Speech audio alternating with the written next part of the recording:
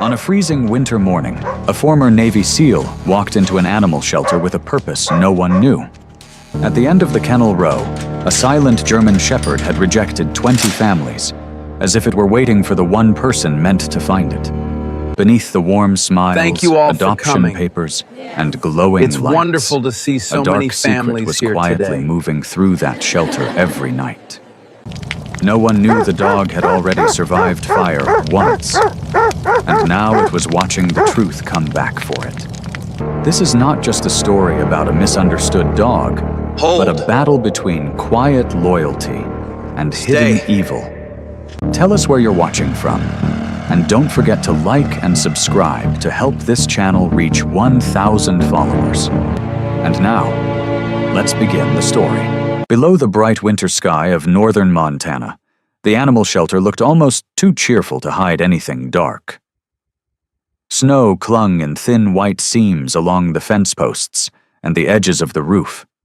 A row of colorful paper banners had been tied over the front gate for the annual adoption event, and every time the wind moved through, they fluttered like cheerful flags over a battlefield no one else could see. Families stood outside with red cheeks and gloved hands, stamping warmth into their boots, laughing softly, waiting for the doors to open. Kyle Rowan arrived 5 minutes early. He always arrived early. At 35, Kyle still carried the shape of military discipline as if it had been carved into his bones. He stood around 6 feet tall, lean and compact rather than bulky, built like a man trained for endurance instead of display. His face was clean-shaven, the sharp square of his jaw and the defined planes of his cheekbones exposed to the cold.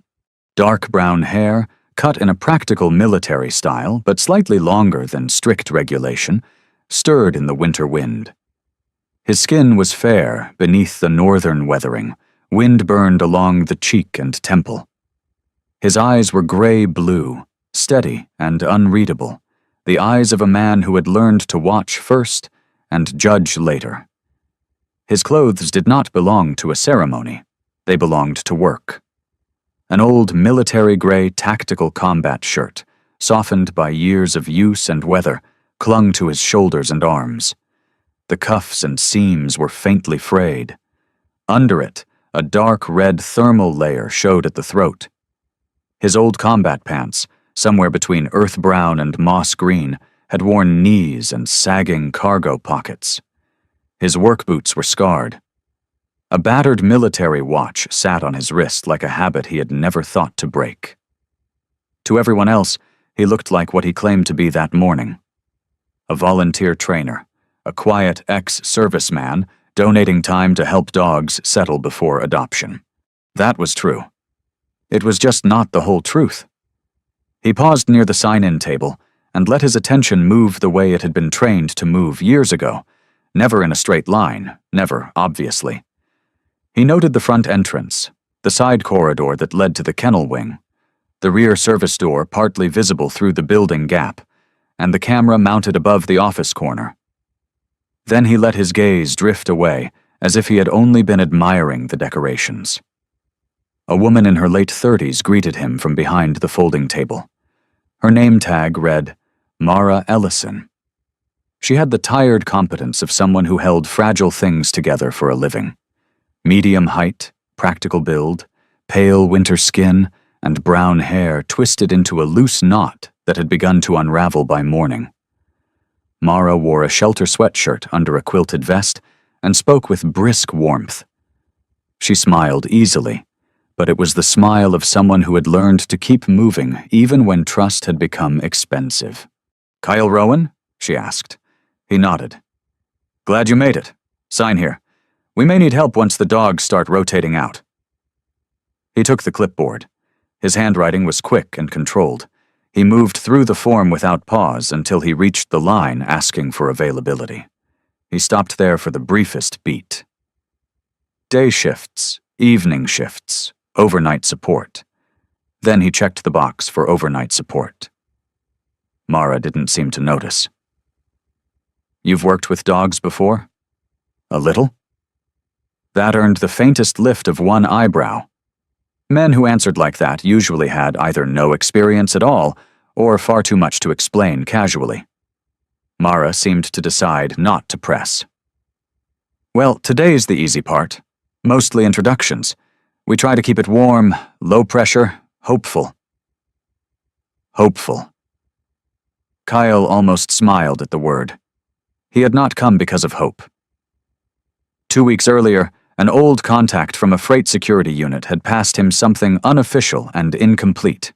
Irregular transport records, mislabeled cargo movements, shelter origin dogs disappearing into private training channels across northern states. No names, no case, no court-worthy evidence. Just enough smoke to tell a careful man there might be fire. The shelter in Windhaven Ridge had appeared twice in those fragments. Not enough for police. Enough for him. Families began to filter into the main hall as the event opened. The room smelled of pine disinfectant, wet boots, dog fur, and the sugary coffee someone had donated in cardboard carriers. Children laughed too loudly. An elderly man in a wool coat bent stiffly to accept the enthusiastic affection of a golden retriever whose honey-colored tail seemed determined to wag the whole winter loose from the walls. Near the center aisle, a white poodle with apricot-tinted ears trotted straight to a small boy and placed one neat paw on his knee, so delicate and confident that half the room sighed at once. Kyle let the joy of it move around him without entering it. He stood just outside the current of it, close enough to belong, far enough to see the edges. That was when he noticed Silas Vane. Silas was the kind of man people relaxed around before they understood why they shouldn't. He was probably in his early 50s, tall and elegant without appearing soft, his charcoal wool coat tailored clean through the shoulders, gloves the kind of leather that never saw hard labor, hair silver gray and combed neatly back from a narrow, intelligent face. He was handsome in a polished, bloodless way. Even his smile seemed professionally measured, never too wide, never careless. Around him, staff straightened. Guests thanked him for his generosity. Someone mentioned the new security upgrade his foundation had helped fund last year. He accepted gratitude like it was his natural climate. But he did not touch a single dog. Not once. He watched them.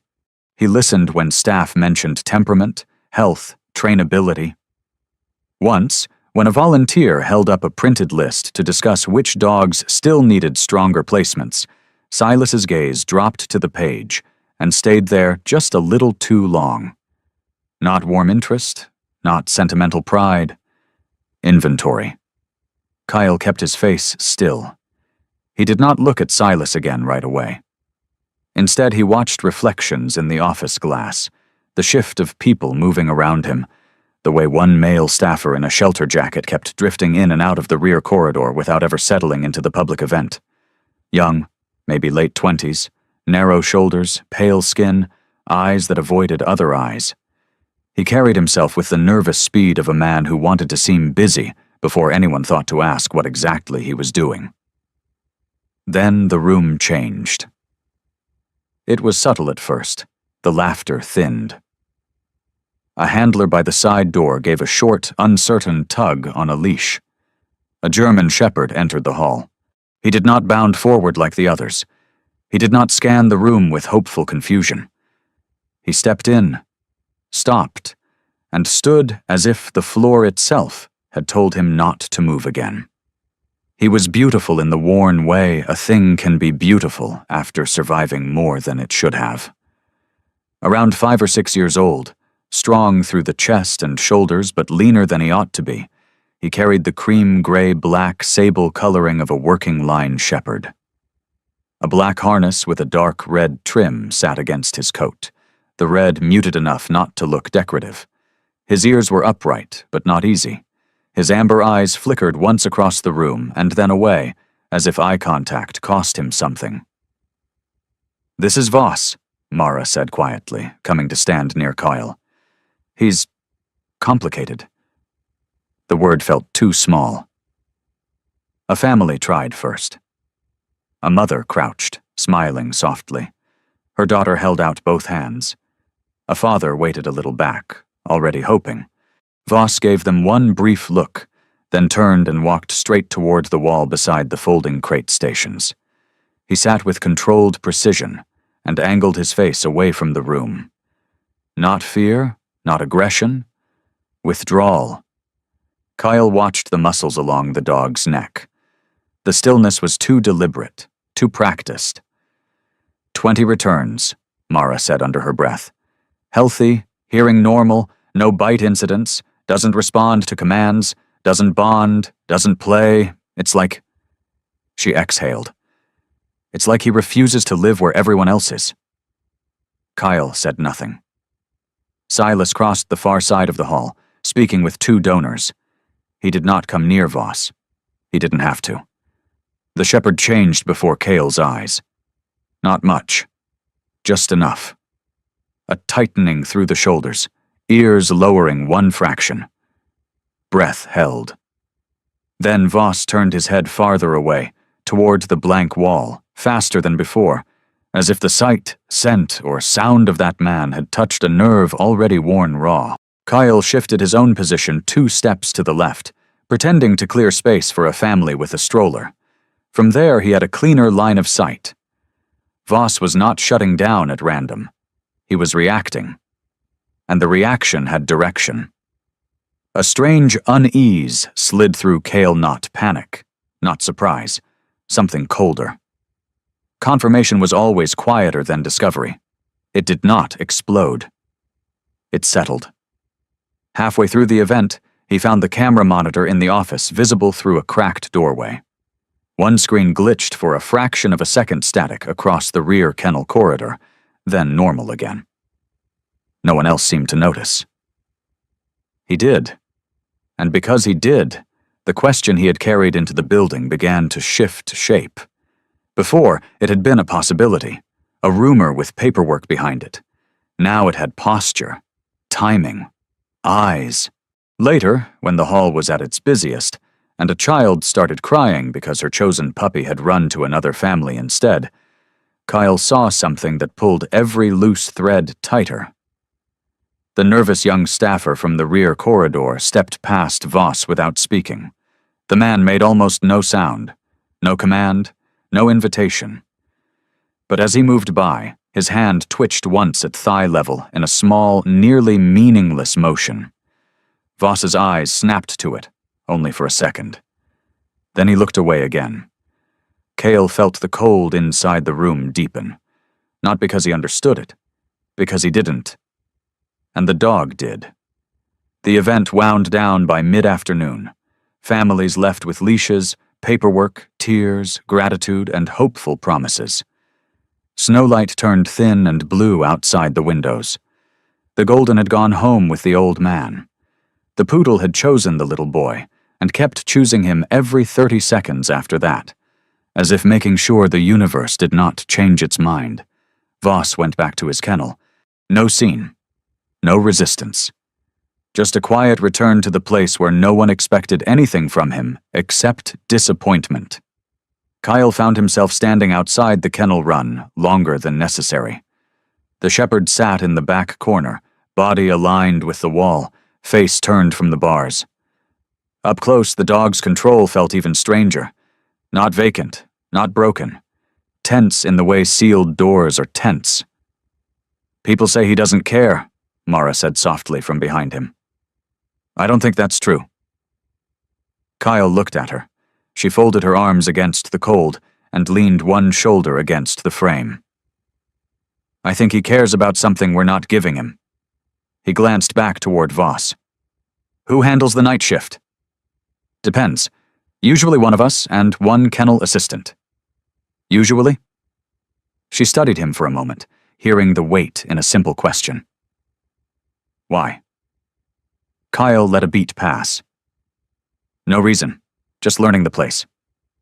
Mara nodded, but not fully convinced. Beyond the kennel windows, dusk pressed blue into the snow. Somewhere in the building, metal clanged softly. Farther away, someone laughed while stacking empty adoption crates. Normal sounds, shelter sounds, a place trying very hard to be ordinary. Cale slipped one hand into his pocket and felt the folded note he had brought with him that morning. Times, shipments, 2 shelter names, 1 dead-end warehouse number. Thin paper. Thin evidence. He looked at Voss again. The dog did not turn, but one ear tilted back, not toward the hallway, not toward Mara, toward him. That was enough. Not trust, not yet, but enough. Cale stepped away from the kennel and looked back down the corridor toward the rear service exit, where the shadows gathered early and the air seemed colder than the rest of the building. He had come to confirm whether something hidden was alive inside this place. By the end of the day, he no longer needed to ask that question. The only question left was how deep it went. Cale came back the next morning before the sun had fully cleared the ridge. The shelter looked different without the noise of families and paper banners and hopeful voices. In daylight after celebration, it became what it really was, a working place built on routine, fatigue, and small acts of mercy repeated until they no longer looked heroic. Snow had packed itself into the tire grooves of the parking lot and hardened overnight. The wind had a sharper edge now. It came off the hills with the clean, punishing smell of pine and frozen metal.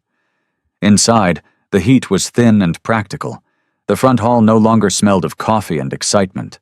It smelled of bleach, damp fur, canned food, wet mop water, and the quiet animal patience that settled into a building when nobody was trying to make it look beautiful. Mara was already there. In morning light, she seemed even more real than she had the day before.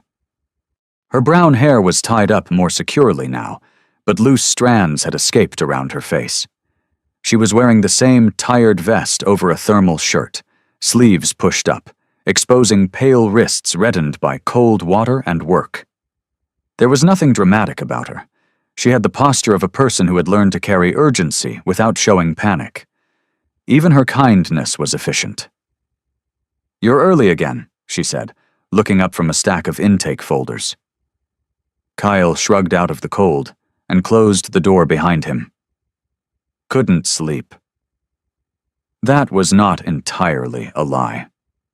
He had spent half the night in the rented room above a hardware store 2 blocks away, staring at the ceiling and going over the details from the previous day. Not the obvious ones. The obvious ones were almost never the dangerous ones. It was the edges that mattered. The rear corridor, the camera glitch, Silas Vane's hands never touching a dog. The shelter worker with the narrow shoulders moving like a man already halfway to somewhere else. And Voss, sitting motionless with his face turned away from the world, except when the world gave itself away. Mara slid a clipboard toward him. "If you're really volunteering, I can put you to work. Please do." She gave him a look that suggested she still had not decided what kind of man he was. "Kennel checks first. Water bowls, gates, bedding. Then I'll show you the file room if you still want to help sort behavior notes." Behavior notes. That almost sounded generous. Kyle took the clipboard and moved toward the kennel wing. He kept his pace casual, but his mind had already sharpened. Working inside a place was different from observing it. Once people stopped watching you as a guest, they stopped editing themselves around you. The kennel corridor was long, narrow, and lined with chain-link enclosures, whose floors reflected the weak overhead light in dull gray patches. A few dogs barked when he entered. A few wagged hopefully. One hound mix rolled onto its back against the gate like an overcommitted actor trying out for the role of beloved family pet. Kyle checked bowls, latches, blankets. He moved steadily, quietly. When he reached Voss's kennel, the shepherd did not come forward.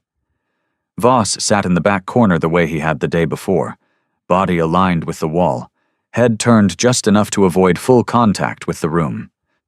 Up close, he looked older than 6 in the eyes, and younger in the body.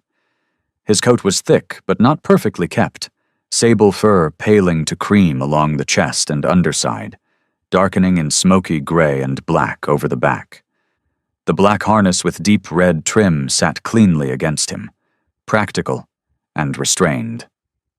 No decorative tags, no cheap shelter collar jingling for attention. His ears were upright but tense, catching details while pretending not to care. Kyle crouched outside the kennel without speaking. For a while, nothing happened. Then Kyle shifted the clipboard from one hand to the other.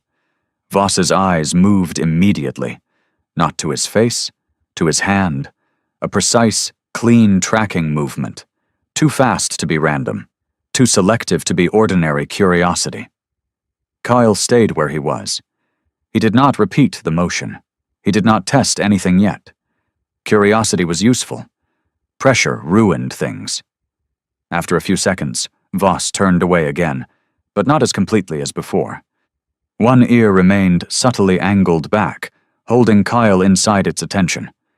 That was enough to confirm what yesterday had suggested. The dog did not ignore the world. He filtered it. Kyle finished the checks and carried the clipboard back to the front office. Mara was sorting folders by date. Behind her, a steel filing cabinet stood half open. Near the desk was a wall monitor showing 4 security feeds. One camera displayed the kennel hall, another the front entrance. A third showed the fenced exercise yard. The fourth, labeled rear service corridor, flickered once, then stabilized. Kyle set the clipboard down. "You said behavior notes?" Mara looked relieved to hand them over. "Top drawer, alphabetized in theory and ruined in practice. Start with the dog still unplaced after 60 days. He opened the drawer and sat at the corner desk. The paperwork smelled faintly of dust and cardboard. Most of it was exactly what it should have been. Temperament logs, vaccination dates, food preferences, adoption returns with reasons that were sad in familiar ways. Too energetic. Not good with cats. Owner moved. Child allergic. Elderly owner hospitalized. 100 quiet failures that had nothing to do with malice. Then the pattern started to show. Not dramatic, just wrong. 3 dogs listed as transferred to partner placements with incomplete destination fields. One file with an intake photo but no final adoption signature. Another with transport initials that did not match the receiving organization code. A shepherd mix marked private training recommendation in handwriting different from the rest of the sheet. Kyle did not stop turning pages. He just slowed slightly. "Mara," he said without looking up, "who usually handles off-site transfers?" "Depends. Why?" "Some of these signatures don't match." That brought her over. She leaned beside him, scanning the page. Her face tightened, not with fear, but with irritation first, the reflex of someone whose first instinct was to fix an error before imagining a crime. "Could be paperwork sloppiness. We've had turnover." "How much turnover?" "Too much." She said it dryly, but the answer carried weight. Before he could ask more, footsteps passed the office door. Kyle glanced up. It was the same young staffer from yesterday. Narrow-faced, late 20s at most, with pale skin that never seemed to fully warm and light brown hair cropped too short to hide the shape of his skull. He wore a shelter jacket with the name Nate stitched over the breast in faded thread. His mouth was soft in a way that would have made him look harmless if not for the chronic tightness around the eyes. Those eyes never stayed on anyone long. Men who lied for a living often learned to overcompensate with charm. Nate had not. He had the more dangerous habit of trying to disappear while standing in plain sight. "Nate," Mara called, "did you restock the rear cabinet?" "Almost," he said. His voice was ordinary. That somehow made it worse. He moved on before the conversation could grow roots. Kyle watched his reflection pass across the office glass. Mara followed the direction of his gaze, then said too quickly, "He's new. Still settling in." Kyle turned another page. "Seems nervous. Everyone's nervous lately." "Why?" She hesitated. That was more useful than an answer. Mid-morning, while Mara was in the exam room with a limping beagle and the front office stood briefly empty, Cale took a stack of folders back toward the file shelves near the kennel entrance. He was halfway down the corridor when he heard no bark, no growl, no commotion at all, just the minute scrape of metal against concrete. He stopped. Voss was still seated in the back of his kennel, but one of the latches 2 enclosures down was moving, not opening, testing. A hand withdrew from the edge of the partition before Cale could see whose it was. The corridor was empty when he looked up. Voss had not moved from his corner, yet his gaze was fixed not on the wall now, but on the exact place where the unseen hand had vanished. For one strange second, Kyle had the unsettling impression that the dog had been waiting for him to notice. Then Voss blinked once and turned his face away again, leaving behind nothing except the chill running quietly beneath Kyle's ribs. By noon, the shelter had resumed its weekday rhythm. Dogs rotated through short yard breaks.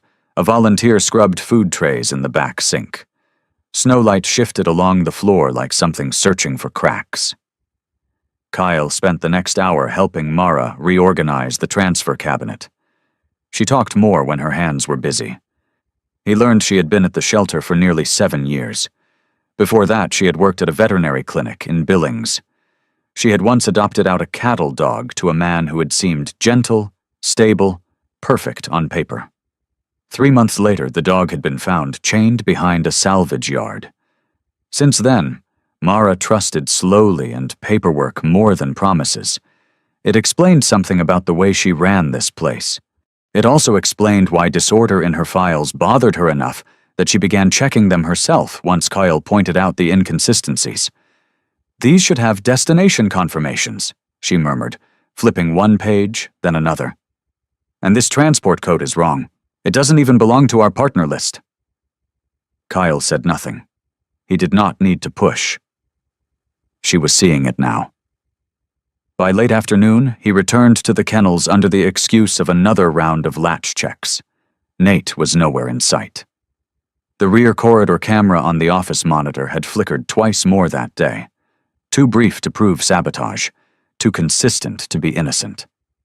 When Cale reached Voss again, the shepherd was standing this time. Not near the gate, not exactly waiting, just no longer folded into the wall as completely as before. Kyle stopped a few feet back. "You hear more than they think," he said quietly. Voss did not react to the voice. Kyle lifted his hand, not toward the dog, only toward the latch, slow and visible. Amber eyes locked onto his fingers at once.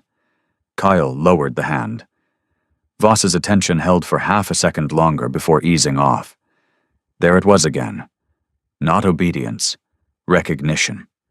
Kyle looked down at the worn concrete floor of the kennel, at the water bowl, the folded blanket, the thin strip of winter light, and felt the shape of the chapter ahead beginning to form in his mind.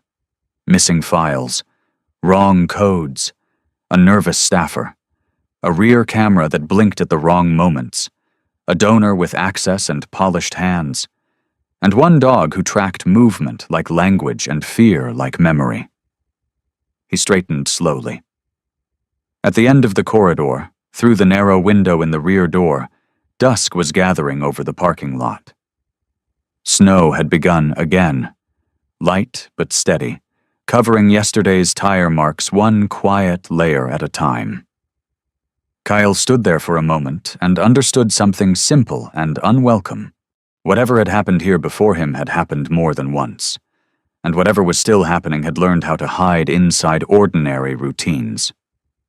Behind him, Voss shifted his weight with the faintest sound. Kyle looked back. The shepherd had not come closer. He had not softened. He had not offered trust. But he was no longer facing the wall. Not completely. For now, that was as close as truth ever came before it was ready to be seen. By the time night settled over Windhaven Ridge, the shelter had become a different creature. In daylight, it was a place of lists and clipped voices, of damp leashes, stainless steel bowls, and the thin, stubborn hope that clung to every kennel door. At night, all those practical things seemed to withdraw into the walls. What remained was simpler and older. Breathing, listening, waiting. Snow moved past the windows in a fine, slanting veil, so light it looked less like weather than like ash that had forgotten how to fall. The sky outside was moonless, a dark iron lid over the valley. The parking lot lamps cast cones of pale gold over drifts and tire tracks, but beyond that small artificial glow, the world disappeared into pine shadow and cold. Kyle had volunteered for the overnight shift without needing to be asked twice. He wore the same faded military gray tactical shirt, the same dark red thermal beneath it, the same worn combat pants and old work boots that sounded heavier at night on the shelter's concrete floors. There was something about working in darkness that made old instincts return whole. He found himself measuring distance without thinking, cataloging blind spots, tracing entries and exits in his head until the building became less a shelter than a map of vulnerabilities. Mara had stayed later than usual, trying to reorganize paperwork that now troubled her in a way it clearly had not 2 days earlier. The strain showed more plainly tonight. Her shoulders were set higher. Her voice had thinned at the edges. She moved with a determined efficiency that only made her exhaustion more obvious. Under the fluorescent lights, her pale skin looked almost translucent, and the loose brown hair escaping her knot gave her the look of someone whose mind had started running ahead of her body hours ago. "You really didn't have to take the late part," she told him as they stood in the office near the security monitor. "I could have handled it." Kyle leaned against the desk, his gray-blue eyes on the rear corridor feed. "You said the nights are when the place feels emptiest." Mara crossed her arms. "That wasn't an invitation." "No," he said. "It was information." That drew the faintest, tired huff from her. Not laughter exactly, but the memory of it. "You always answer like that?" "Only when I'm trying to be charming." She looked at him then, properly, as if weighing whether he was joking. With Kyle, the trouble was that he almost never smiled when he said something dry.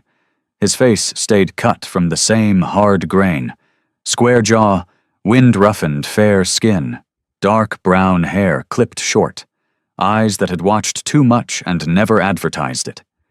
He was not cold, exactly, just contained, like someone who had once learned the cost of letting emotion get ahead of observation and had never quite forgiven himself for it. "I'll be in the file room another 20 minutes, Mara said. "Then I'm heading upstairs to crash on the office cot. If anything feels off, you wake me." Kyle nodded. She hesitated, one hand on the file cabinet. "You think something's going to happen tonight?"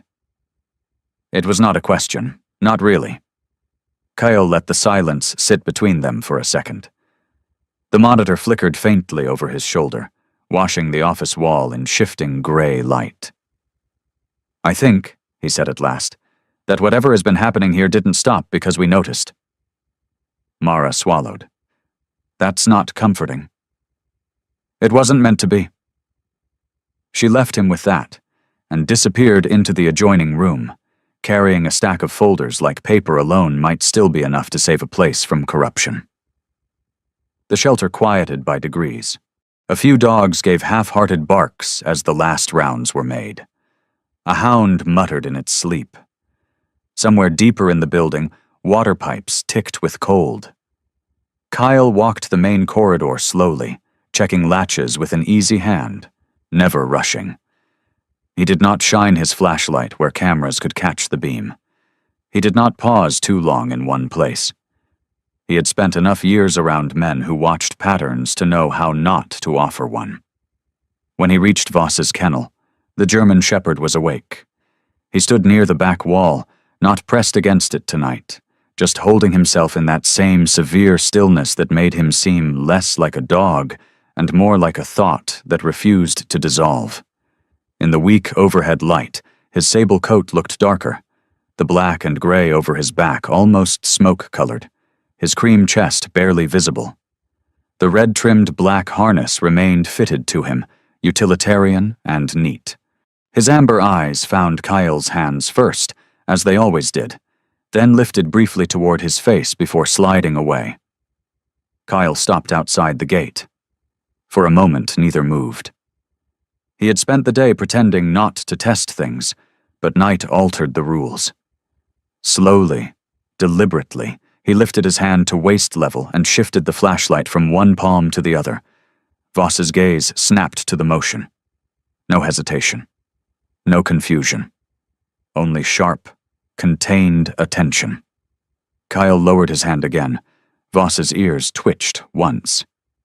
Then the shepherd turned his head, not fully away, but enough to end the exchange on his own terms. It was the closest thing to a conversation they had yet had. Cale went on. At 11:17, the rear corridor camera fuzzed for less than a second. At 11:34, a side service light went dark, then came back on. At 11:49, he caught the faint scent of something out of place, thin, oily, wrong. Not enough to alarm a civilian at once, enough for him. Gasoline, not fresh, not strong, hidden under bleach, wet concrete, and kennel air. But there. He went still. The smell seemed to come and go with the heating vents, a ghost moving through the building. He looked toward the rear door.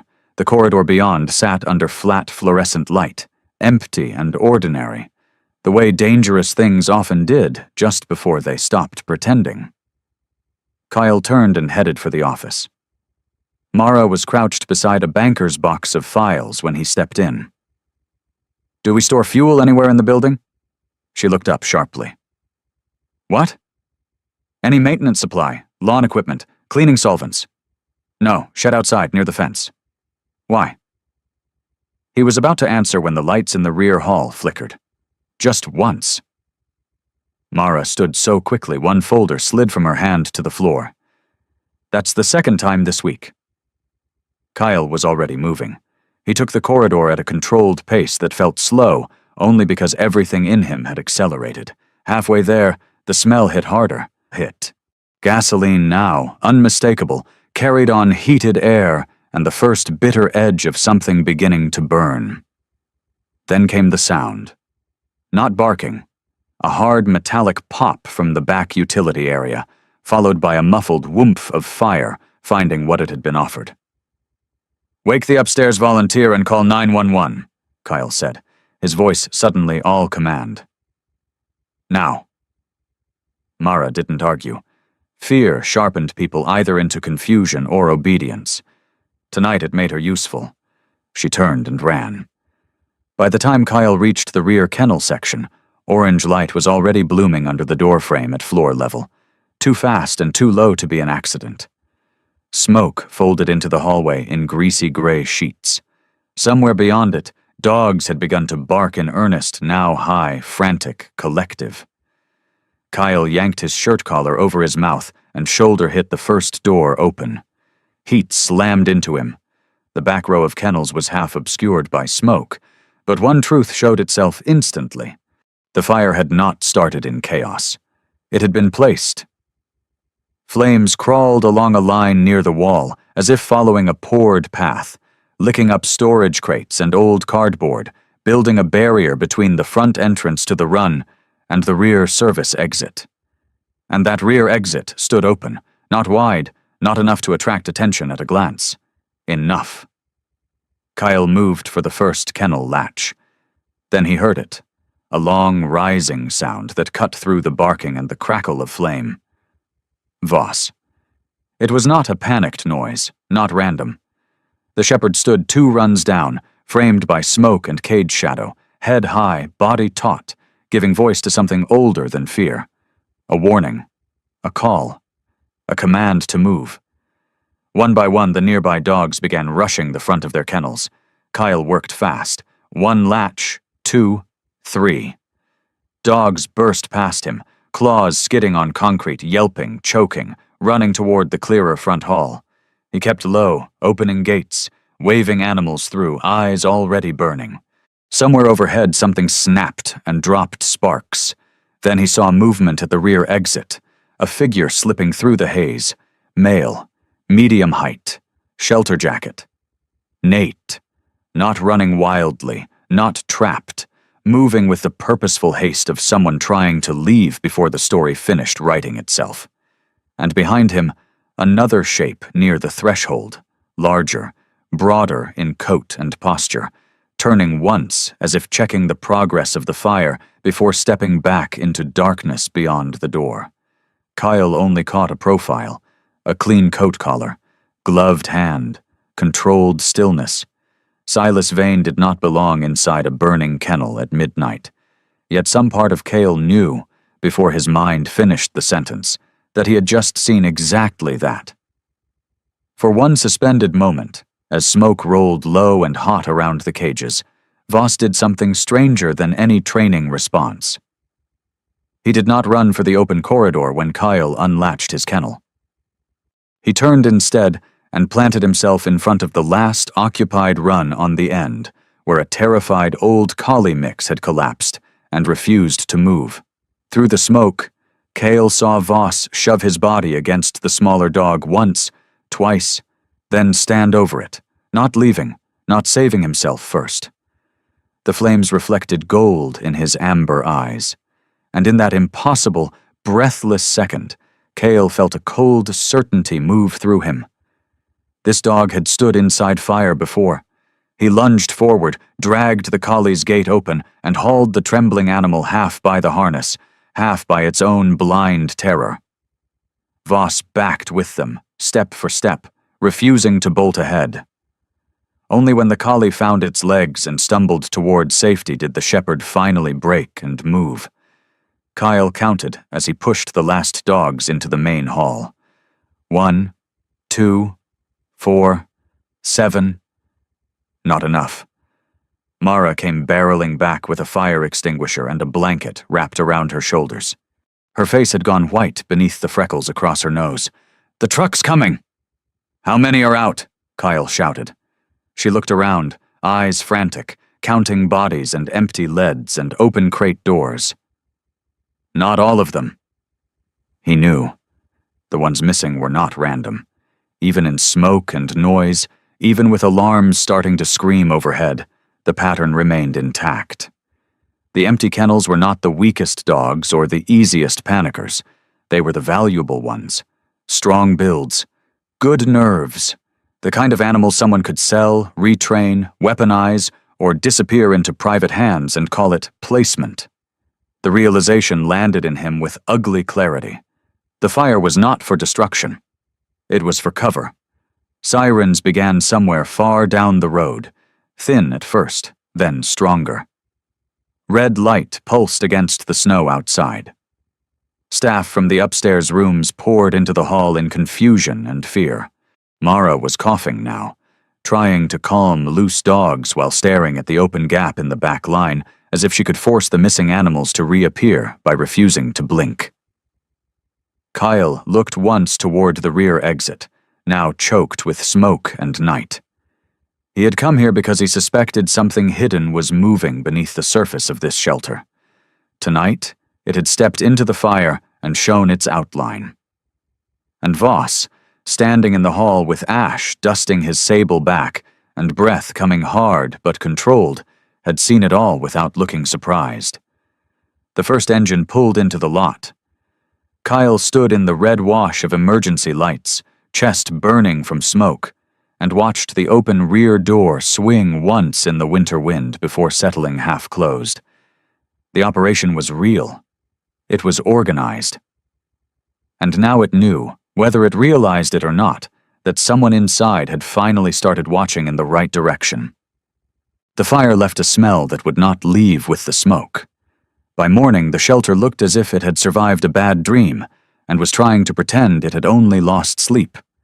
The rear wing was sealed off with temporary tape and folding barriers, but the scent of scorched plastic, wet ash, and extinguished fuel still drifted through the building in thin, bitter threads. It clung to blankets, to kennel bars, to the cuffs of coats. Even the clean cold outside could not entirely wash it off. Snow had fallen again before dawn, soft and thorough, laying a white sheet over the parking lot and the back fence, as if the night had tried to erase itself. But not everything had been covered in time. Kyle stood just outside the rear exit with his hands in the pockets of his old combat pants, looking at the ground the way some men looked at confession. His work boots sank half an inch into the fresh crust. The air hurt his lungs on the way in. To his left, the burned service door hung slightly warped on its hinges, blackened along the lower edge. To his right, the fence ran toward the tree line in a straight, practical line, ending where the pines began, and the world turned secret. He had slept less than an hour. The old military watch on his wrist still carried a thin gray dust in the seam near the clasp. He had not cleaned it. Some part of him did not want to. Evidence mattered, even when it was no longer official evidence, and had become something quieter, a private reminder that instinct had been right before certainty had caught up. Behind him, the shelter stirred with a different kind of mourning than usual. There was no cheerful routine now, no hopeful voices. Dogs barked because they smelled disruption. Volunteers spoke too softly.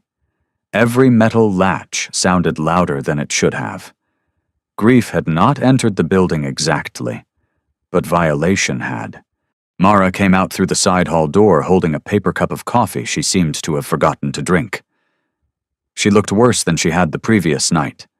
Her face had the dull shock of someone whose exhaustion had moved beyond tiredness and into a colder place. The freckles across her pale cheeks stood out more sharply. Her brown hair, hastily retied, was still threaded with ash that had escaped her efforts to wash it out. She wore the same quilted vest over a thermal shirt, but her movements had lost some of their efficient rhythm.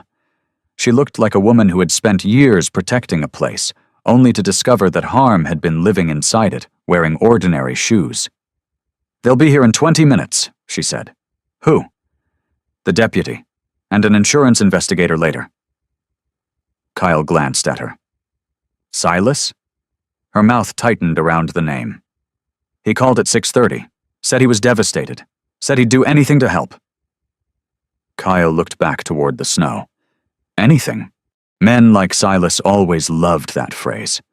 It made generosity sound expensive, while revealing nothing of what it actually cost. Mara followed his gaze downward. "You see something?" "Yes." She waited. Kyle crouched without answering. Just beyond the sweep of the rear door, under the partial shelter of the overhang, where the last snow had not fully settled, the old tracks remained. Faint, but enough. Tire tread with deep winter grooves, not one vehicle, at least two sets overlapping near the gate path. Boot impressions as well, partly degraded, heading toward and away from the opening beside the service entrance. And there were drag marks, not large enough for crates, not heavy enough for equipment, leashes, bodies, movement under resistance. Mara saw them a second later and inhaled sharply. "Those weren't there yesterday." "They were," Kyle said. "The snow just hadn't made them visible yet." He traced the line of the marks with his eyes, following them to a shallower impression near the fence where the snow had been disturbed more violently, as if animals had shifted weight there, uncertain and unwilling, before being pushed onward. Mara wrapped both hands around the untouched coffee cup. "You think they loaded them out here?" "I think they already knew where to stop." That landed hard. He could feel it without looking at her. Inside the building, a dog started barking in sudden, repetitive bursts, and then stopped. Somewhere else, another answered once, then thought better of it. The shelter sounded like a place trying to decide whether the danger had ended or merely changed form. Kyle rose and brushed snow from one knee. "Where's Voss?" "In the intake run. I moved him there after the fire. He wouldn't settle in the regular kennel wing." "He turned at once," Mara noticed. "You think he'll show you something?" Kyle started toward the side entrance. I think he already has. The intake run was smaller than the main kennel line, quieter, more enclosed. Dogs were usually kept there when they were new, sick, or unstable enough to need fewer eyes on them. The room held a stale warmth that smelled of disinfectant and anxious fur. The fluorescent lighting was harsher. It flattened everything. Voss stood the moment Cale came in. The shepherd looked unchanged at first glance, but the fire had left traces. There was a darkened singe line along the outer fur of one shoulder. A patch near the harness strap had been clipped by flame, and now sat uneven. His amber eyes looked brighter in the cramped room. Not softer, just more exposed. He seemed too large for the intake kennel, too deliberate to belong in a place meant for confusion. He did not pace. He did not bark. He watched. Kyle stopped outside the gate. Voss's attention went immediately to his hands. The morning after violence often stripped away performance. Men stopped pretending. Animals did too. Kyle did not try to speak to him. He simply unlatched the kennel, slow enough to be seen, and stepped back. Voss did not come forward at once. For 3 long seconds he held still, ears high, body angled halfway between suspicion and decision. Then he moved out of the kennel with that same contained precision that made him feel less like a domestic animal than a soldier who had once belonged to some stricter order. Kyle led him through the rear corridor and out into the cold. At the threshold, Voss stopped. His nose lifted, the air shifted through him. Kyle had seen trained dogs work before, but this was not training in the glossy civilian sense. There was nothing eager about it, nothing showy. Voss did not scan for praise. He did not look back for permission. He inhaled once, twice, then lowered his head and moved toward the tracks, as if some door in him had quietly opened. Mara stayed several paces behind, silent now. Voss followed the disturbed snow to the fence line, then veered left, away from the clearest tire marks, choosing instead a narrower route along the outer wall where the drifts were shallower and the footprints more broken. Kyle let the leash hang loose. The shepherd paused beside a dark smear near the cinderblock foundation and stood rigid. Kyle crouched. It was not blood, not quite. Melted soot mixed with oil, rubbed off against the wall by fabric or glove leather. But embedded near it was something else, barely visible. A small thread caught in rough concrete. Deep charcoal wool. Fine quality. Not a shelter jacket. Mara saw it and whispered, "That looks expensive." Kyle did not answer, but his thoughts had already moved ahead to the memory of Silas Vane's coat the day before the fire charcoal. Tailored, immaculate. The kind of garment not built for physical labor, only for power performed at close range. Voss moved again. He followed the line to the side lot, where fresh snow had preserved less, and suggestion mattered more than shape. Near the outer gate, he suddenly went still, every muscle drawn taut under the cream gray and sable coat. Kyle looked up. On the fence post nearest the service lane, almost hidden beneath frost, was a scrape mark in the paint. Fresh. Horizontal. At the height a metal latch or crate corner might strike if shoved through quickly in the dark. It was nothing on its own. This morning, everything was nothing on its own. That was how systems like this survived. As Cale straightened, Voss turned his head sharply, not towards the gate, not toward the road, but back toward the shelter itself. His eyes locked on the second-floor office window above the rear hall. For one strange second, he stared so intently that Kyle followed the gaze without thinking. There was no one there, only the faint reflection of daylight over glass. Then Voss gave a low sound in his throat. Not a growl, not fear, something more uncertain and inward, like recognition brushing against memory. Kyle felt a pulse of unease move through him. The dog was not tracking only scent. He was measuring the place against something he already knew had happened inside it. By late morning, the deputy arrived. Deputy Cole Brannigan looked young enough to make the badge on his winter jacket seem slightly unfair, as if the town had dressed an earnest farm boy-in-law and told him to look convincing.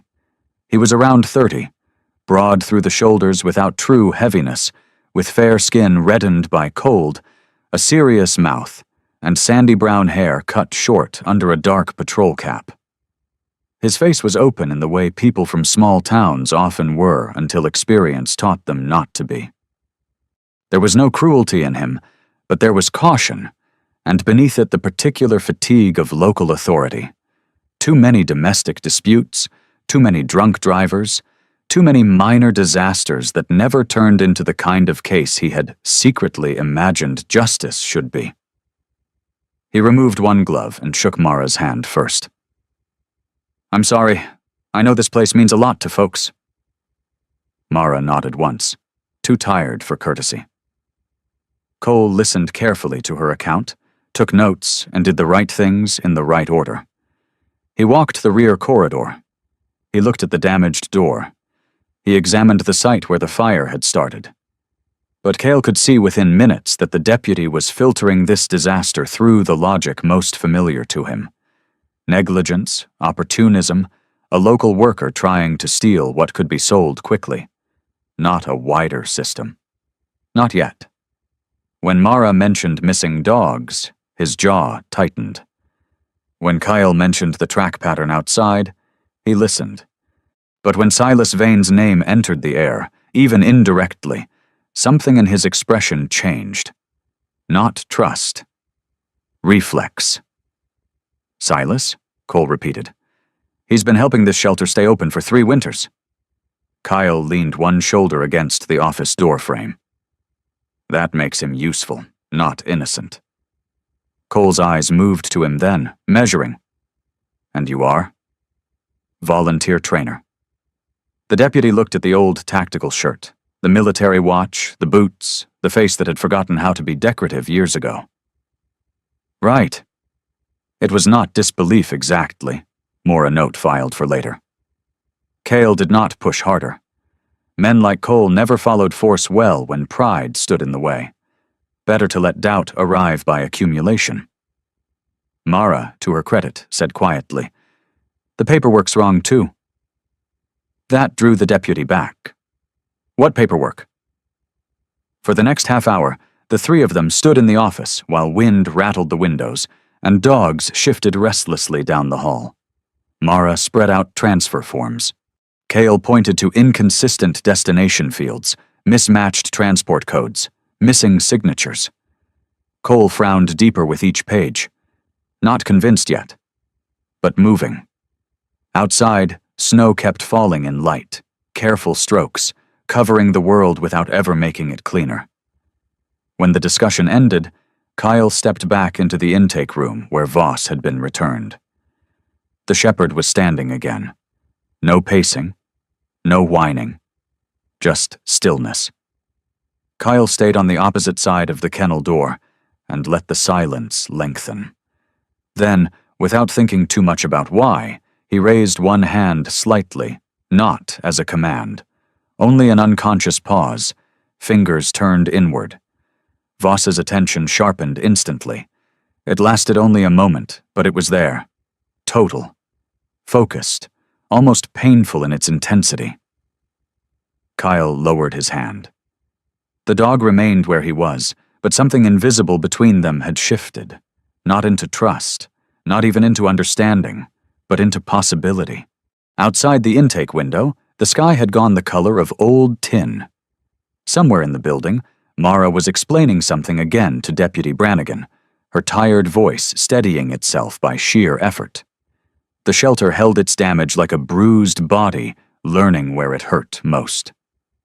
Kyle looked at Voss and felt the shape of the truth becoming harder and more dangerous at once. The fire had not been the plan. The fire had been the mask. And the dog in front of him had not merely survived the night. He had recognized it. By the 3rd night after the fire, the shelter had learned how to look normal again. That was what unsettled Cale most, not the damage itself. Damage was honest. Burned metal smelled like burned metal. Paperwork with holes in it looked guilty when you held it up to the light. But institutions, small ones especially, places run on routine and trust, and the daily exhaustion of decent people had a way of reshaping themselves around violence faster than the people inside them could. By day, the adoption desk was back in place. The intake forms had been restacked. Replacement blankets had arrived in flattened cardboard boxes. Volunteers spoke softer than usual, but they still spoke in the language of rescue. Progress, healing, tomorrow, placement. Only the rear hall still carried the truth openly. Even after cleaning, even after cold air had moved through the building in long gray breaths, the scent of smoke lingered in the seams of the walls. A bitter trace remained in the concrete, in the rubber kennel mats, in the metal doorframe where the heat had warped the hinge. Some nights, when the building settled and the heaters clicked on, the smell rose again, as if memory itself had been baked into the place. Kyle returned anyway. He had become part of the rhythm so carefully that nobody looked twice when he signed in for another late shift. Mara did not question him now. That, more than her words, told him how frightened she had become. She still moved with the same practical steadiness, still tied her brown hair back without vanity, still carried clipboards and feed buckets and sorrow, as if none of them were heavier than the others. But a fracture had opened under her composure. He could see it in the way she checked locks twice, in the way she stood listening after every unexpected sound. Cole had come through once that afternoon, asking for copies, promising follow-up, trying to wear authority more confidently than he felt. His fair young face had remained serious, but something in him had shifted. The local instinct to protect the familiar had begun losing ground to evidence. He was not yet fully on Cale's side. He was, however, no longer comfortably on anyone else's. That was enough for now. Outside, the cold had sharpened. A storm had passed east, leaving the night clear and vicious, with stars like ice chips caught in black glass. Every footstep in the lot rang through the crusted snow. Every breath came out white and vanished immediately. Inside, Kyle kept moving. He fed dogs, checked bowls, latched kennels, carried himself with the same contained calm that made him useful and forgettable at once. But underneath it, his mind was narrower tonight, harder. The pattern had become too clear to mistake for coincidence. The rear gate, the wrong paperwork, the altered transfers, the fine wool fiber caught in cinder block, Nate's constant drifting near the back wing, Silas Vane's immaculate concern by daylight and invisible presence at the edges of darkness. Still, suspicion was only suspicion, until it moved. Cale intended to see it move. He found Voss in the intake run again. The German shepherd stood when he appeared, but did not come forward. The dog's sable coat had regained some of its shape after the fire, though one dark patch along the shoulder still sat uneven where the fur had singed and been trimmed back. The black harness with the dark red edging remained fitted cleanly to his body, making him look less like a shelter dog and more like something still assigned to a purpose no one else could read. His amber eyes moved first, as always, to Cale's hands, then to the old military watch on his wrist, then up briefly to his face. There was no softness in him, but there was no vacancy either. That mattered. Cale did not reach toward the kennel. He did not speak. The quiet between them was no longer empty now, it had structure. The dog recognized him, if not as safety, then at least as a fixed point in the shelter's changing weather. "Still awake?" Mara asked from behind him. He glanced back. She looked worn thin by the weak, pale skin roughened by sleeplessness, shadows beneath the eyes, vest zipped crooked in a way that meant she had dressed while thinking about something else. She carried a tray of medication cups for the older dogs. "Thought you went upstairs." I will. She hesitated. You were right. Kyle waited. About this not being over. Her voice stayed level through effort. I checked the shift logs. Nate asked twice this week to cover the back wing alone, said he liked the quiet. Kyle looked once more at Voss. People who like quiet usually don't create this much noise. That drew a tired, humorless smile out of her. If you see anything tonight, I'll wake you, he said. It was close enough to a promise that she accepted it. By 11, the shelter had fallen into its nighttime breathing again. Somewhere in the far kennel line, a shepherd mix gave one warning bark at nothing visible, and then settled. The old pipes clicked. Wind moved against the siding like someone testing it with a flat hand. Kyle made another slow circuit of the interior, then positioned himself near the supply room off the rear corridor where he could watch the service entrance without standing in open sight. He waited. Waiting had once been easier when he was younger. Back then, patience had felt like action stored. Now it felt closer to age, understanding how often the right choice was the one that made you feel weak while you were making it. At 11:42, the rear camera feed glitched. At 11:47, the office printer kicked on for no reason and spat out a single blank page. At 11:51, footsteps crossed the corridor light, quick, familiar. Nate.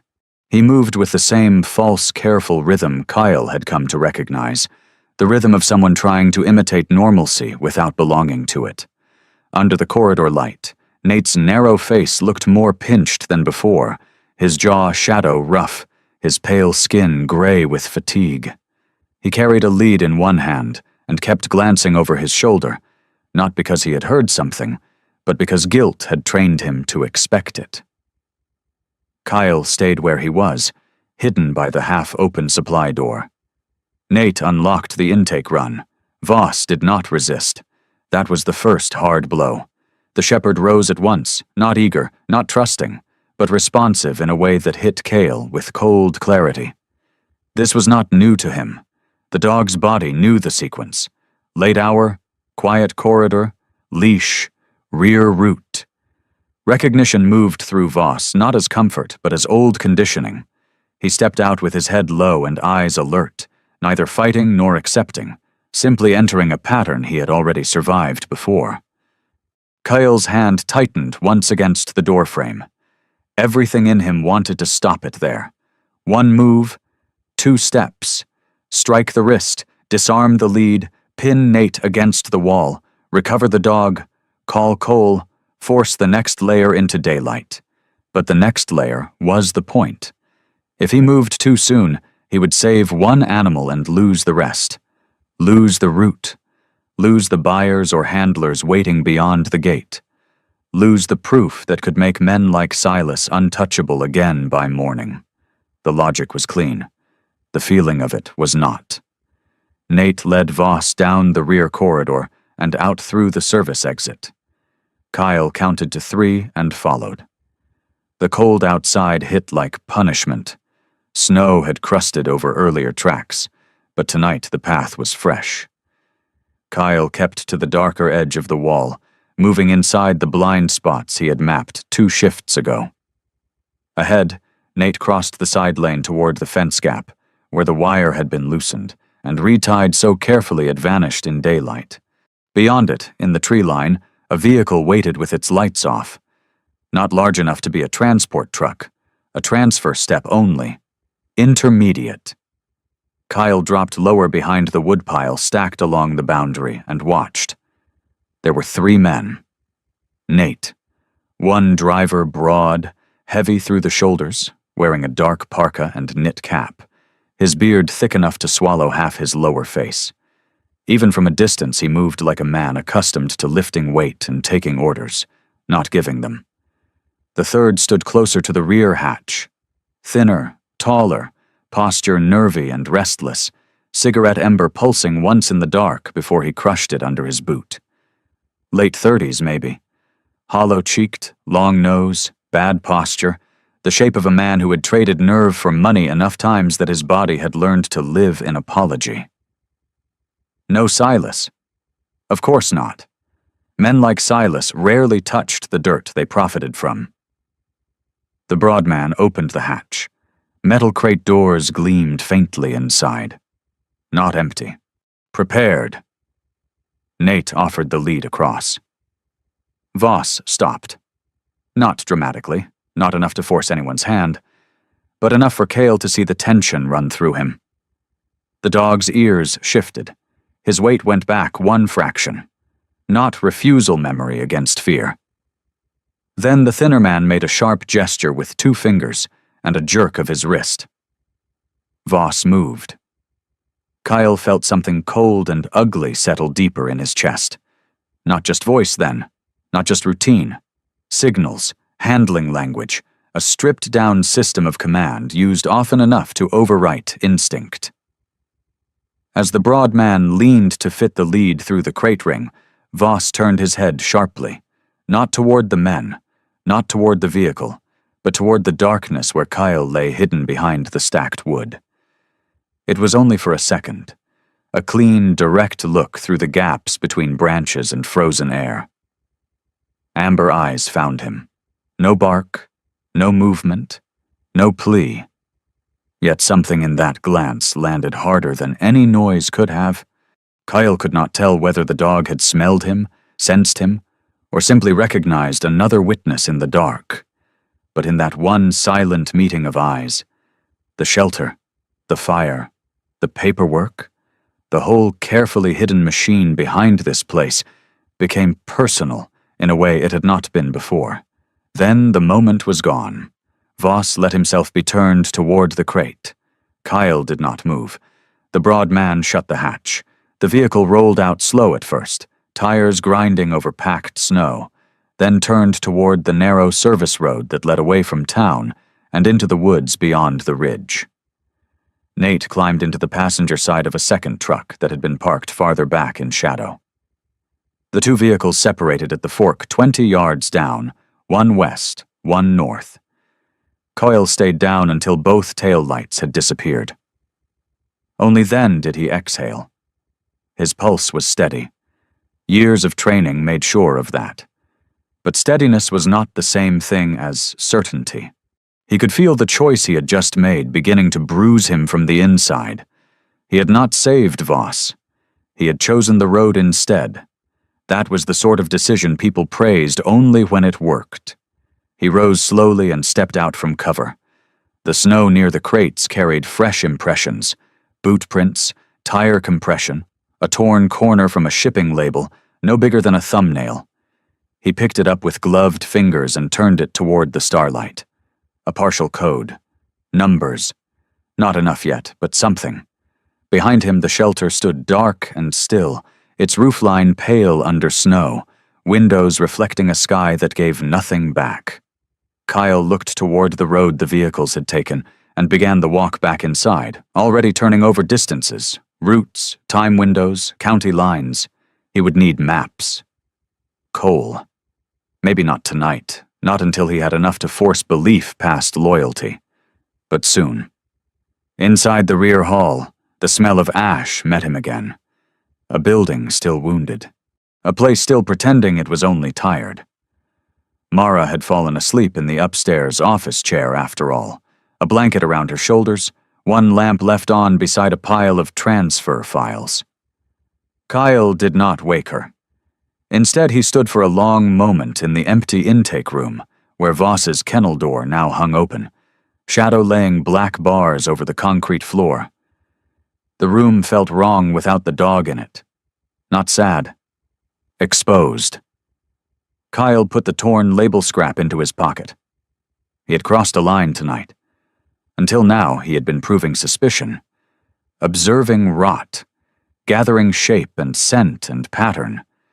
Tonight he had watched the system take what it believed already belonged to it, and let it happen because stopping the hand was not the same as cutting off the arm behind it. The cost of that choice sat in him like swallowed iron. When he finally turned out the hall light and faced the dark window at the end of the corridor, He knew two things, with a certainty deeper than evidence.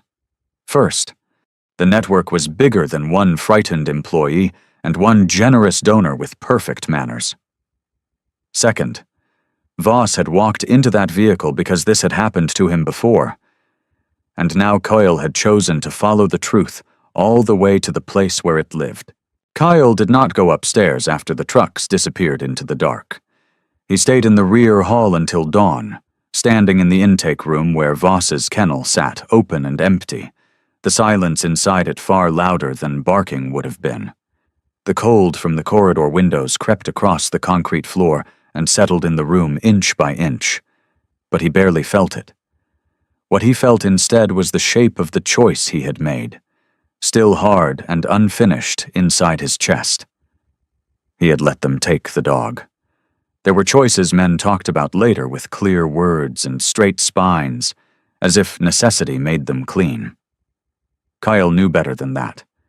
Necessary choices were often filthy at the edges. They left residue. They sat in the body like smoke in cloth. By first light, he had maps spread across Mara's office desk, a torn shipping label on top of them, and a second cup of bad coffee going cold by his hand. The label fragment had only part of a code, a partial contractor stamp, and the first two letters of a county abbreviation. Not enough to prove anything in a courtroom. Enough to narrow distance, direction, and habit. Mara came in while he was still staring at it. She looked like she had slept without actually resting, her pale face drawn thin, freckles faded beneath fatigue. She had changed her shirt, but not her expression. There was a stiffness in the way she held her shoulders now, as if the shelter itself had become something she could no longer fully trust and was trying to protect anyway. "You didn't wake me," she said quietly. "No." "Did something happen?" Kale looked up at her, then back at the torn scrap in his hand. For a second, he considered giving her the gentler version, the one that kept fear at a manageable size. But fear was already here. It had already burned through a wing of her shelter and carried living things out the back. "They took Voss," he said. The words struck her harder because he spoke them so flatly. Mara's fingers tightened around the file folder she was carrying. "You saw them?" "Yes." "And you let them go?" There it was. Not accusation, exactly. Not yet. Shock first. The human hunger to believe action should always be immediate, if care is real. Kyle stood. In daylight, with maps and coffee and office light instead of night and snow and moving shadows, the explanation sounded colder than it had felt. There were two vehicles, at least 3 men. They were ready for transport. If I stepped out, I could have maybe stopped one hand, not the machine behind it. Mara stared at him. Her brown eyes filled, not with tears, but with the anger people wear when grief doesn't yet know where to stand. She turned away and put the folder on the desk too hard. For a while, neither of them spoke. Then she said, still facing the filing cabinet, "If you're right, bring him back." Kyle did not answer with a promise. Men in his life had made too many promises that were just fear dressed up to sound useful. He only said, "Help me find the dead man." She turned. "What?" "The original owner." By noon, they had his name. It came not from the shelter database, which had been scrubbed just enough to seem incomplete rather than altered, but from a box of archived paper surrender records stored in Mara's cramped back room. Those files smelled of cardboard, dust, and old winters. Most people trusted digital systems because they seemed orderly. Kyle trusted what people forgot to destroy. The file was thin. Elias Rowan. The surname hit Kale first, sharp and strange, like hearing an echo in an empty place. No relation he knew of, but enough to make the dead man feel closer already. The intake note listed Elias as deceased, no next of kin, residence outside town near an old service road, Emergency transfer of surviving animal after fire-related fatality. The attached details were sparse, but one line stood out. Owner was hearing impaired. Communication methods unknown. Mara read it twice. That should have mattered. It did, Kyle said. To the wrong people. Cole came an hour later, shrugging out of the cold with his patrol jacket dusted in snow. He looked rougher now than when he had first arrived after the fire. Cheeks wind-burned, hair flattened from his cap, jaw shadow darker, eyes more tired. There was something painfully decent about him. Small-town men who chose public duty often learned too late that integrity did not protect them from being made fools of. He took one look at the maps, the archive box, and Mara's face, and understood the room had moved beyond ordinary procedure. "What did you find?" he asked. Kyle showed him the label scrap, the county letters, the transfer code mismatch, the Elias file. Cole read in silence, his serious mouth flattened. "You think the owner knew something?" "I think the dog learned something in that house," Kyle said. Cole looked up. "You really believe this comes back to the dog?" "It already has." There was skepticism in him still, but it had changed flavor. Less dismissal now, more resistance to the shape of the conclusion. That was progress. By mid-afternoon, the three of them drove out to Elias Rowan's property. It sat at the end of a narrow road half-eaten by winter, where the trees grew dense and the air seemed older than town air. The house, or what remained of it, stood back from the road under a stand of dark pines. Fire had taken most of the roof months earlier. Snow lay over the ruin in smooth white plains broken by black beams and collapsed stone. Nothing about it looked dramatic anymore. That was what made it sad. Ruin settled fastest when no one remained to witness it. Kyle stepped out first. The cold there was more absolute than near town. It seemed to strip sound away before it could travel. Even Cole lowered his voice without meaning to. Mara wrapped her arms across her chest and stayed near the truck, eyes moving over the ruin as if she could still feel heat stored somewhere inside it. Kyle moved through the shell of the house carefully. Charred beams, frosted nails, burnt plaster. The smell was old smoke now, mixed with snowmelt and wet ash. In what had once been the kitchen, he found melted glass pooled against stone. In the back room, he found what might have been a dog bed frame. In the study or something that had served as one. He stopped. A desk had collapsed sideways against the wall, but one lower drawer remained wedged shut beneath fallen timber. He knelt, braced one hand against blackened wood, and pulled. It came loose with a groan of damp, warped material and a small rain of soot. Inside lay a metal cash box scorched along the edges. Cole crouched beside him. "You've done this before." Kyle did not look at him. "Finding what fire misses?"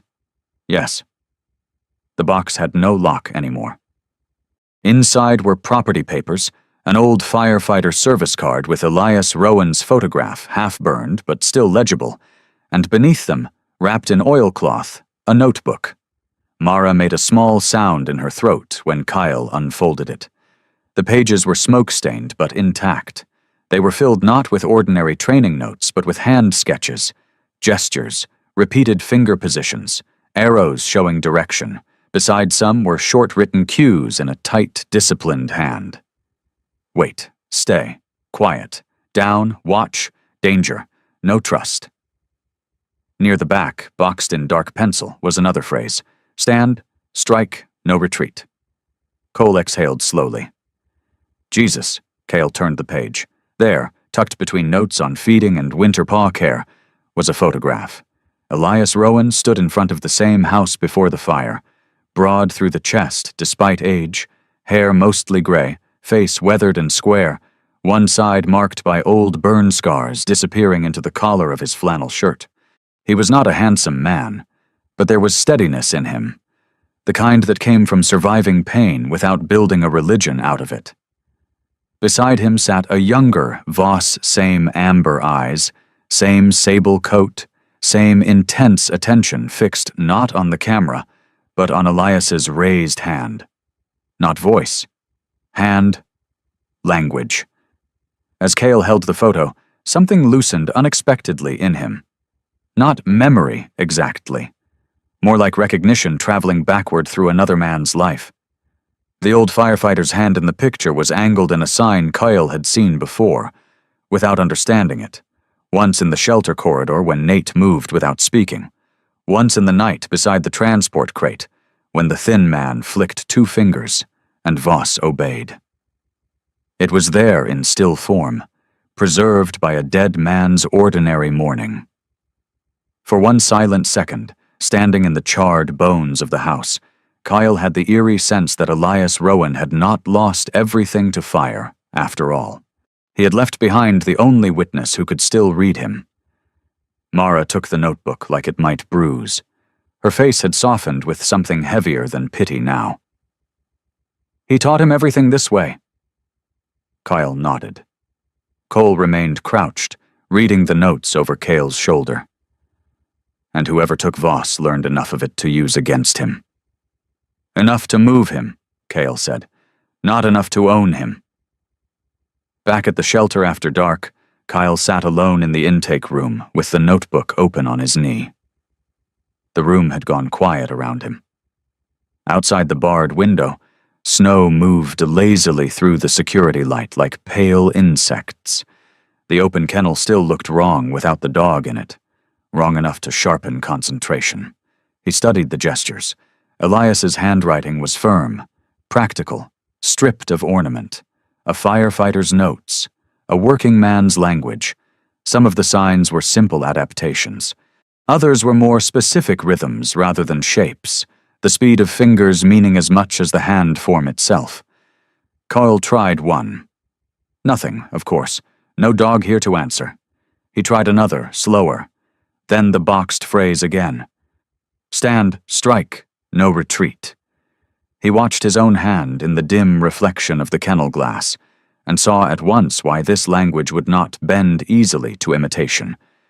It was not only position, it was intention. A command given in the wrong body became empty motion. The office door opened softly.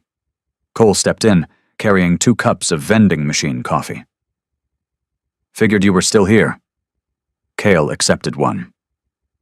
Cole looked around the intake room, then at the notebook. Mara ran the county letters on the label.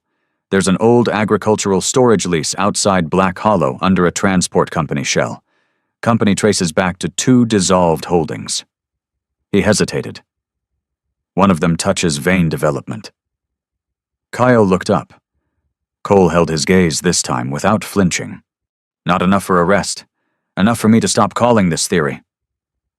For a long moment, neither man spoke. Then Kyle lifted his hand and repeated the boxed sign from the notebook, slowly, carefully, in the empty air between them. Cole watched it, confused. What was that? Kyle lowered his hand. Maybe the last thing that ever worked on him.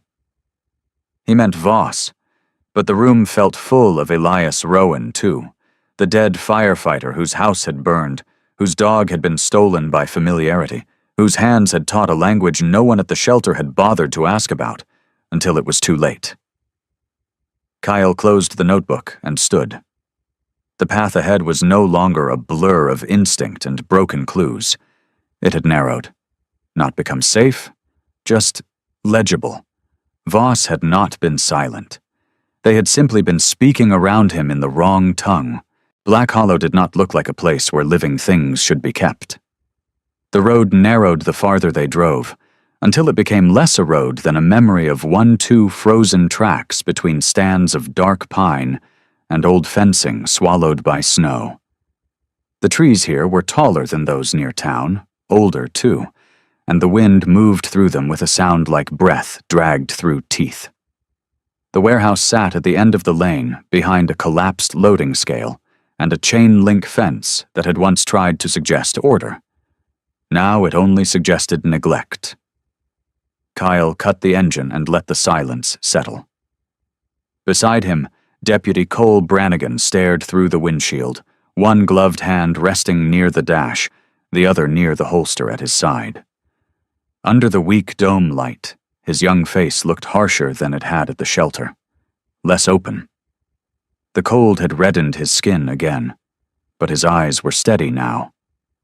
Not convinced merely by documents or codes anymore, convinced by accumulation, by the ugly weight of too many things fitting together. Still time to wait for backup, Cole said quietly. Kyle looked out at the warehouse. The building was long, low, and corrugated, with a roofline bent by winters and neglect. One exterior light above the loading door had burned out long ago. Another farther down flickered with a tired yellow pulse that did not fully reach the ground. No signage, no marked trucks. The kind of place designed not to be remembered after it had been used. If we wait, Cale said, they move. Cole knew he was right. That was the problem. They had enough now to make the place matter. Shell companies linked to Silas Vane, old lease records, transport discrepancies, local transfers routed through false destinations. Enough for warrants if time allowed. But time never seemed to belong to people trying to stop harm. It always belonged first to those creating it. Cole exhaled once. I'm going in with you. Kyle nodded. He stepped out into the cold. It seized his lungs with that clean, violent northern sharpness that always felt honest. Snow creaked under his old work boots. His tactical shirt sat beneath a dark field jacket now, but the familiar weight of the old military watch at his wrist grounded him more than the firearm hidden at his back. Habit mattered in places like this. Rhythm mattered. Breathing mattered. He had practiced the signs from Elias Rowan's notebook until his fingers felt stupid with repetition. Not only shape, timing, intention, the language of a man who had spent years speaking through motion because sound had abandoned him.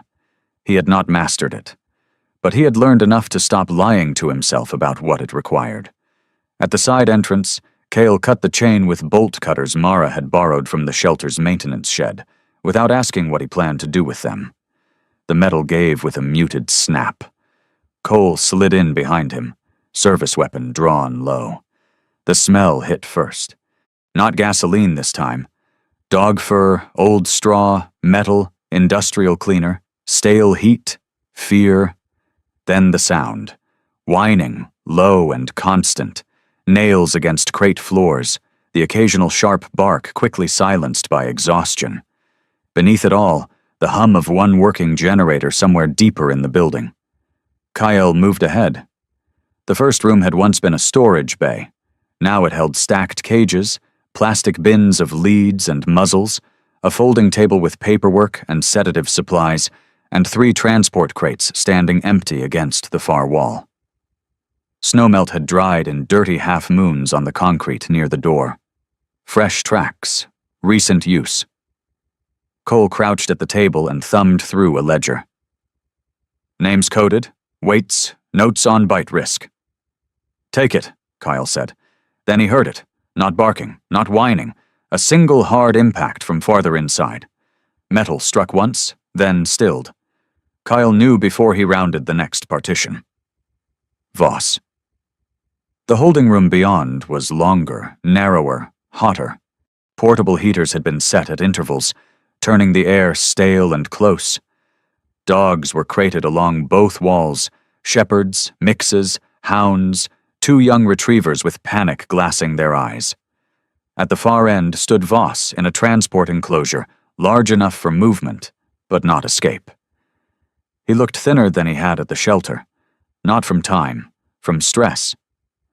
His sable coat still carried the singed scar of the fire along one shoulder, and his black harness with the deep red trim remained on him, as if whoever handled him had already decided he belonged to logistics more than to mercy. His amber eyes found Kyle instantly, but he did not come forward. He stood rigid, weight back, chest tight, every line of him caught between recognition and old command. Kyle stopped several feet from the crate. Cole was somewhere behind him, speaking into the radio at last, low and controlled, calling in location and requesting immediate support. The signal crackled. Patchy. Good enough, maybe. Or maybe not. Voss's gaze dropped to Cale's hands. Cale did not speak. He let the room settle around them. The other dogs rustled, whimpered, shifted. Metal clicked somewhere beyond the wall. Time contracted.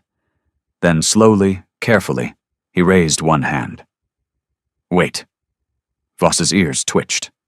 Nothing else. Cale adjusted, lowered the hand, shifted angle. Quiet. This time the dog's eyes sharpened. His body did not move, but the attention changed, less defensive, more focused, as if an old door had opened half an inch in a dark house. Cole came up beside him. We need to move. Kyle did not look away from Voss. 3 seconds. He tried again. No trust. The sign felt wrong in his hand at first. Too rigid, too much command and not enough meaning. He softened the motion the way Elias's notes suggested. Less force. More warning. Voss took one step forward inside the crate. That was enough to prove the bridge existed. Then the warehouse door behind them crashed open. 2 men came in fast. The broad handler first, heavy and forward-driven, beard thick under the edge of his black knit cap, dark parka stretching across his shoulders. He moved like a man used to controlling mass dogs, crates, bodies. The thinner one followed with the same apologetic posture Kyle had seen at the transfer point, long face drawn tight now with adrenaline and malice. In his hand was a catchpole. Cole pivoted immediately, weapon up. Sheriff's office, drop it. The broad man did not drop anything. He charged. The room exploded into motion. Cole fired once into the concrete beside the man's boot, not to kill, to stop momentum. It worked for half a second. Then the thinner handler swung the pole toward Cole's arm, knocking his aim wide. Kyle moved before the impact finished. He struck the thinner man in the throat with the edge of his forearm, pivoted, and drove a hard elbow into the broad man's jaw. Pain shot up his own shoulder. The bigger man barely staggered. He was strong, too strong to handle cleanly. Cole went down to one knee, wrestling the catchpole free. The thinner handler recovered faster than he should have and lunged again. Kyle took the hit to the ribs, felt something hot and immediate flare under his jacket, and answered with a short, brutal strike to the side of the man's knee. Bone cracked or popped hard to tell. The man screamed and dropped. The broad handler slammed into Kyle and drove him backward into the crate line. Metal screamed. Dogs burst into frantic noise around them. Kyle got one hand under the man's coat and felt reinforced padding beneath it. Prepared. Not improvising. The broad man's fist caught the side of Cale's head and sent white light through his vision. He hit back on instinct, sharp, efficient, old violence returning without permission. And still the man kept coming. Across the room, Voss had backed into the far corner of the crate. Not cowering. Frozen. The old conditioning had him now. Noise. Men. Commands. Impact. 1,000 pieces of the past converging in one airless space. Kyle saw it in a flash between blows. Voss's body did not read this fight as rescue. He read it as the exact pattern that had stolen the world from him before. The dog's ears flattened, his chest locked, and for one terrible second he turned his head. Not away from Kyle. Not fully, but just enough to show how close he was to vanishing into that old inward silence again. Something inside Cale hardened. Not desperation. Clarity. If he failed now, it would not be because the dog did not understand him. It would be because he still had not learned how to speak to fear. The broad handler drove Cale into the wall. Air tore out of him. Somewhere to his left, Cole had gotten one cuff on the thinner man and was fighting to keep control as the man writhed and spat curses. The room narrowed. Kyle could feel blood warm under the fabric at his ribs, could hear the generator hum, the dogs crying, the broad handler's ragged breathing, could feel how little time remained before one mistake became the only thing that mattered. He shoved off the wall, twisted, took another blow, and dropped low enough to create one heartbeat of distance between himself and the man trying to break him. Then he looked straight at Voss, not at the crate, not at the room, at the dog, and with one hand shaking from impact, he gave the sign. Not rushed, not barked, not copied, stand, strike, no retreat. He put into it what Elias must have once put into it. Not force, but certainty. Not domination, but shared danger. The shape of a command, given only when there was no safe place left to go. For 1 second, nothing happened. For 2, Voss stared. For 3, his ears rose. Then the dog hit the crate door with everything in him. Kyle had not realized in the chaos that the broad man, in his rush, had failed to latch it fully after checking the transport locks. The door sprang loose under the impact. Voss came out like compressed silence released. No wild barking, no confusion, just direction. He drove low into the broad handler's side, not at the throat, not randomly, but exactly where balance breaks. The man shouted and staggered. Kyle took the opening instantly, 1 step in, 1 strike, 1 turn of weight, and sent him crashing to the concrete hard enough to drive the fight out of him.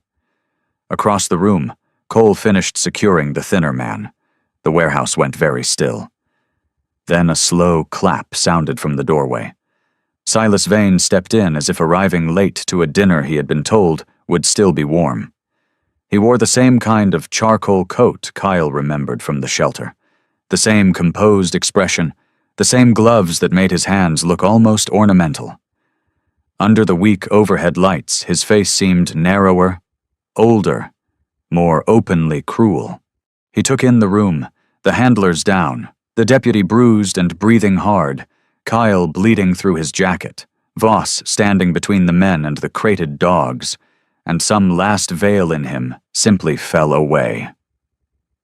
"So," Silas said softly, "you were never here to help them." Kyle wiped blood from the corner of his mouth with the back of one hand. "I was here to watch who thought they owned them."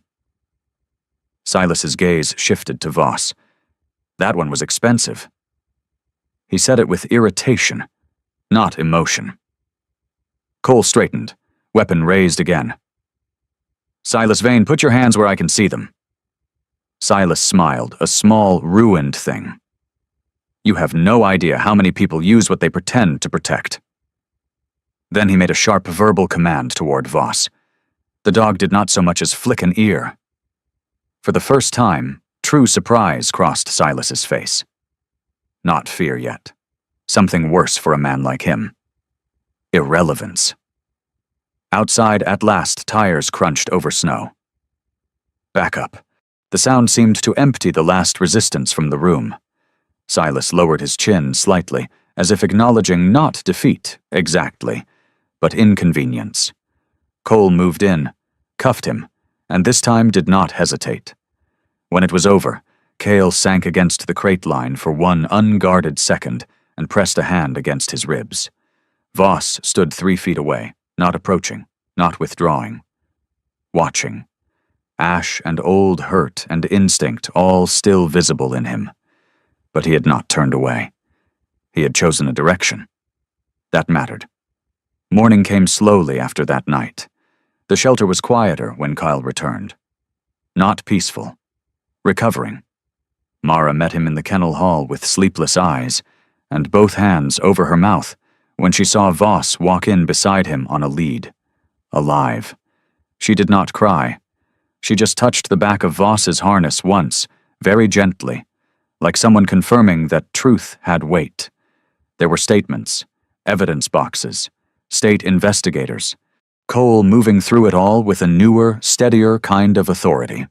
Silas was charged not only through the warehouse and transport records, but through the security access logs, shell holdings, and falsified transfer documentation that Mara had helped expose. It was not dramatic in the way movies liked justice to be. It was better. It was complete.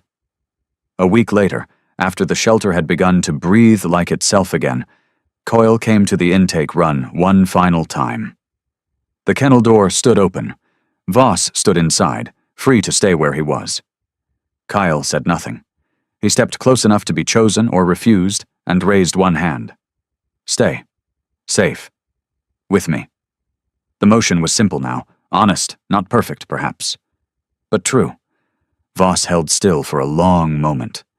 Then he crossed the distance between them and placed his head, with all the weight of his history and all the caution of an animal who had learned what people could do, against Coyle's hand. It was not obedience. It was the first clean yes either of them had been given in a very long time. Sometimes, a miracle does not arrive like thunder. Sometimes, it comes quietly, through a wounded heart that still chooses trust, through a hand raised at the right moment, through a life that was almost lost and still finds its way home. Maybe that is how God works in our lives too. Not always by removing the fire, not always by stopping the storm before it begins, but by leaving us a sign, a strength, a faithful companion, or one final moment of grace that helps us keep going when we thought we had nothing left. In everyday life, many people carry pain in silence. Some are waiting to be understood. Some are one act of kindness away from hope. Some are standing in the middle of their own dark season, wondering if heaven still sees them. This story is a reminder that God has not forgotten the broken, the quiet, or the overlooked. He still reaches into ruined places. He still writes mercy into impossible moments. And sometimes, the very thing the world gave up on becomes the proof that grace was there all along. If this story touched your heart, please share it with someone who may need hope tonight. Leave a comment and tell us where you are watching from, or what part of the story stayed with you most. And if you believe in stories of faith, healing, love, and second chances, subscribe to the channel and walk with us into the next story. May God bless you, protect your home, strengthen your heart, and place peace over every burden you are carrying. May He guide your steps, restore what feels lost, and let quiet miracles find you exactly when you need them most.